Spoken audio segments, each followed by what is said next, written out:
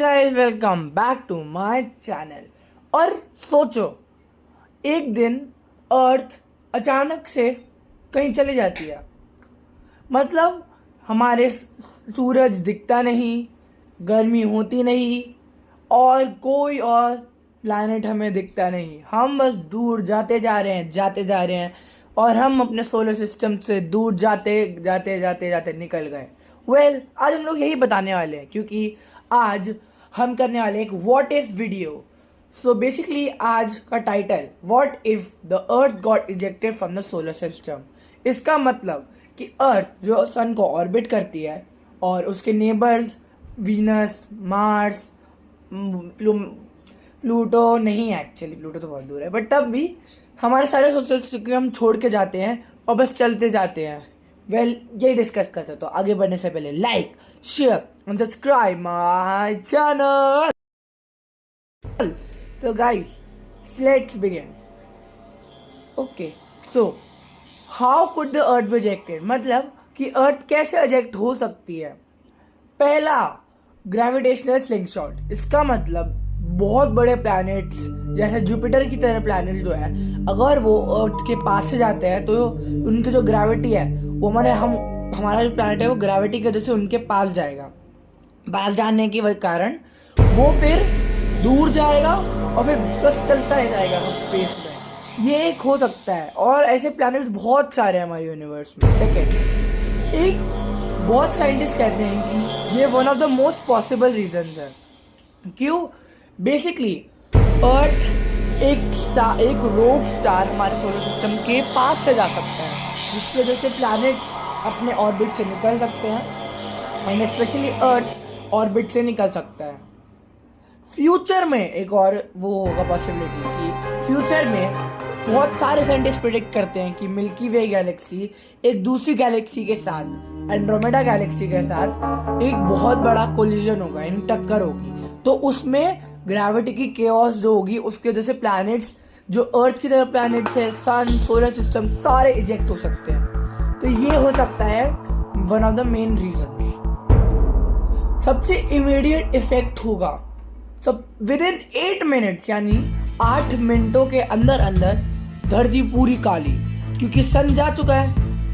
इसका मतलब कि पूरी धरती जो है वो काली हो गई है, क्योंकि सनलाइट आती नहीं है। बट आप सोचोगे कि 8 मिनट के क्यों? क्योंकि 8 मिनट तक इसलिए आएगी क्योंकि देखो, सनलाइट को अर्थ तक पहुंचने में 8 मिनट लगते हैं। इसका मतलब कि 8 मिनटों तक लाइट आती रहेगी, और जो रास्ते में लाइट होगी वो भी आएगी, उसके बाद जाके होगा। टेम्परेचर जो होंगे वो बिल्कुल गिर जाएंगे, -70 डिग्री हो जाएंगे विद इन 1 वीक, यानी एक हफ्ते के अंदर अंदर -70 डिग्री हो जाएंगे। इतना ज़्यादा टेम्परेचर गिरेगा बिकॉज हमारा sun. The atmosphere would freeze and collapse. जो हवा है वो ठंडे होने के कारण और लो प्रेशर होने के कारण वो जम जाएंगी, और या तो स्पेस में चली जाएगी या अंदर गिर जाएगी, जिसकी वजह से हमारी हवा कम हो जाएगी, सांस लेने मुश्किल। ओशन जो है वो सारे जम जाएंगे पूरे, और हम उसमें कोई नहीं कर सकते। शायद जो बड़े बड़े ओशन हैं हमारे, वो अंदर से लिक्विड रहे, क्योंकि वहाँ अर्थ की जो हीट है कोर की वो आती रहेगी। बट मोस्टली सारे ओशंस, रिवर्स, लेक्स सब कुछ भी हो जाएंगे। लाइफ कैसे बचेगी? वो लाइफ बच सकती है डीप सी, यानी जो सी के अंदर है, जैसे मैंने बताया था, वहाँ हाइड्रोथर्मल वेंट्स होते हैं। बेसिकली ये ऐसे वेंट्स होते हैं जो बहुत सारी गैसेस रिलीज करते हैं जो बैक्टीरिया खा सकते हैं। ह्यूमंस जो है वो भी सर्वाइव कर सकते हैं बाय बिल्डिंग अंडरग्राउंड और न्यूक्लियर पावर्ड हैबिटेट। बेसिकली अगर हम एनर्जी के लिए, सोर्स के लिए बनाएं, जैसे हमारे अंडरग्राउंड जो अर्थ कोर है वहाँ से हीट आती है, तो वहाँ हम बंकर बना सकते हैं, या फिर न्यूक्लियर पावर को यूज करके हीट लगा सकते हैं बहुत समय के लिए। बट एक चीज़ जो ये पक्का है कि लॉन्ग टर्म सर्वाइवल जो है वो बहुत मुश्किल हो जाएगा, क्योंकि जो रिसोर्सेज है उनको एक्सट्रैक्ट करना मुश्किल हो जाएगा और बहुत हार्ड हो जाएगा सब कुछ। नाउ अर्थ अपने नए रास्ते पे निकल गई है। अर्थ would become a rogue planet, मतलब एक ऐसा प्लैनेट जो ना किसी मून, जो ना किसी सन को ऑर्बिट करता है और ना किसी बड़ी गैलेक्टिक बॉडी को, मतलब बड़े चीज को, किसी अर्थ धीरे धीरे धीरे धीरे निकलता जाएगा, एंडलेसली चलता जाएगा और फिर वो कोई कभी किसी millions of billions of years later किसी अलग सोलर सिस्टम के पास से जाएगा। शायद वहाँ अपना नया ऑर्बिट बना ले, पर बहुत मुश्किल है। अर्थ को शायद एक नया सन मिल जाए, बट बहुत बहुत छोटा है। तो हमें तो फिर क्या क्या हो सकता है, और अब हम ये देखते हैं। ओके, अब हम शुरू करते हैं कि अर्थ का हर हफ्ते कैसा हाल होगा up to basically solar system को छोड़ना, स्पेसिफिकली काइपर बेल्ट जो प्लूटो के बाद आती है, वहाँ से वहाँ के बाद तक। सबसे पहले जब अर्थ निकलती है तब उसकी एवरेज स्पीड है वो है 11 से 15 किलोमीटर पर सेकेंड, जो सिमिलर है सोलर सिस्टम की escape velocity the Kuiper belt जो है वो रफली स्टार्ट करती है 30 AU, और सन जो है वो अर्थ के डिस्टेंस से 1 AU यानी 1 एस्ट्रोनॉमिकल यूनिट, मतलब काइपर बेल्ट यहाँ अर्थ से दूर 29 AU एस्ट्रोनॉमिकल यूनिट्स दूर है। इसका मतलब अर्थ को 29 AU और चलना है, जो 4.3 बिलियन किलोमीटर है। Yes, billion. तो 12 किलोमीटर पर सेकेंड से अगर अर्थ चलेगी तो 11 साल लग जाएंगे काइपर बेल्ट तक पहुंचने में। तो जो फर्स्ट कुछ वीक्स होंगे एनवायरमेंटल कोलैप्स के होंगे, बट वो सिर्फ हमारी लंबी जर्नी का स्टार्ट होगा। सबसे पहले वीक 1 सनलाइट जो है वो 8 मिनटों के अंदर खत्म हो जाएगी, जिससे पूरी परमानेंट नाइट हो जाएगी। शायद मून हमें थोड़ी लाइट दे पाए, बट ये अनसर्टन होगा क्योंकि मून हमेशा अब सनलाइट नहीं फेस करेगा, मतलब वो सनलाइट को बाउंस नहीं कर पाएगा। टेम्परेचर जो है वो पहले थोड़ा डिग्री फिर बहुत ज़्यादा गिर जाएंगे हर दिन, धीरे धीरे धीरे धीरे वो -70-100 पहुँच जाएंगे। सोलर पावर जो सिस्टम्स है जैसे हमारे सोलर पैनल्स एंड एक्सेट्रा वो फेल हो जाएंगे, और जो हमारे जो mainly coal power plant, fossil fuels वही मेन चल बचेंगे वहाँ, जो फ्रीज होने के चांसेस हैं। जो प्लांट्स है वो उगना बंद, क्योंकि फोटोसिंथेसिस सनलाइट की वजह से होती है और सनलाइट आ नहीं रही, तो फिर फोटोसिंथेसिस बंद और प्लांट धीरे धीरे मरने लगेंगे। अगले वीक 2 में एवरेज ग्लोबल टेम्परेचर गिर के 0 डिग्री से लेकर -10 डिग्री तक हो जाएगा। जो फ्रॉस्ट है वो पूरे सरफेस को कवर करेगी और सारे प्लांट्स जो है वो बहुत जल्दी मर जाएंगे। ह्यूमंस आर्टिफिशियल लाइट यानी लाइट सोर्सेज, मतलब light bulbs and lasers and etcetera, and जो फूड है वो उगेगा नहीं, तो सिर्फ स्टोर्ड फूड यूज़ कर पाएंगे।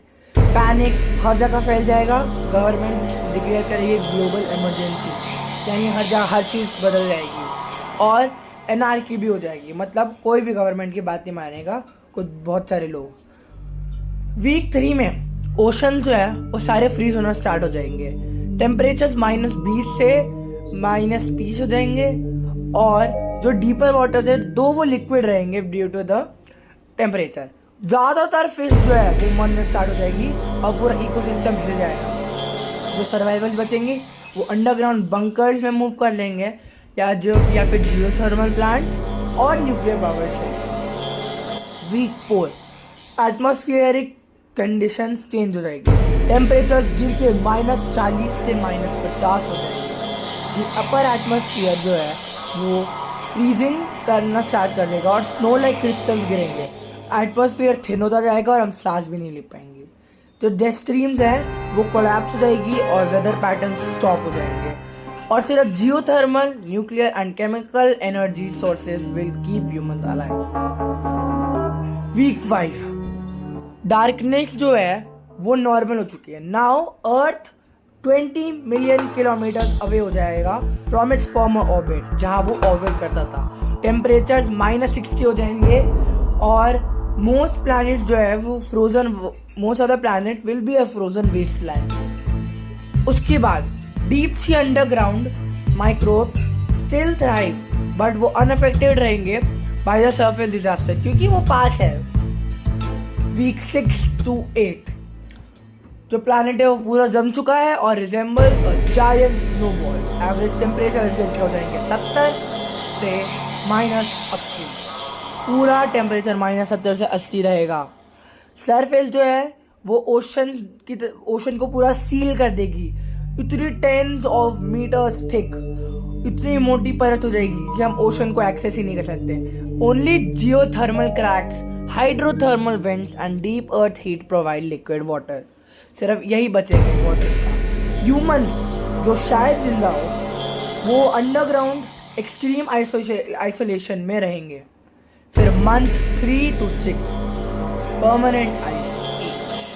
तो अर्थ जो है वो 1 AU के आगे निकल जाएगी। सन जो है वो 150 किलोमीटर मिलियन किलोमीटर दूर होगा।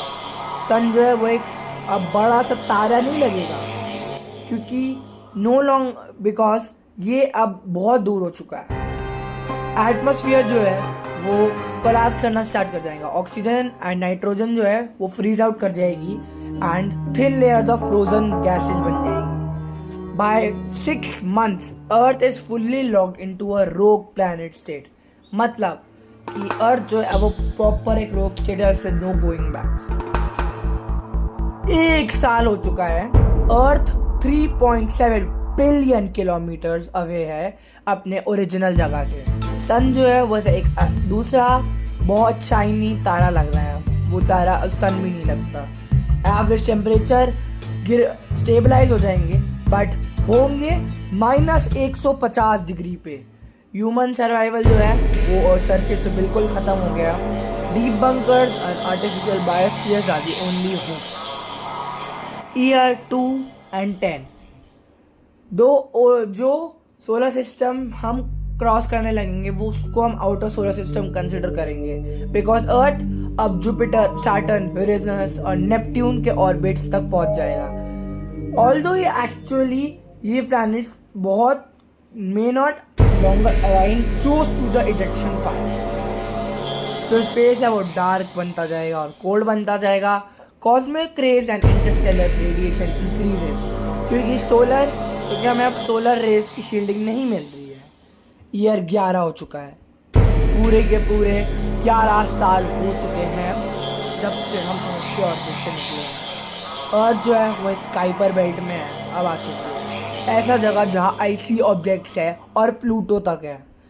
यहाँ कोलिजन जो है बहुत ईजी है और अर्थ पक्का एक स्टेज का कोलैप्स कर सकता है।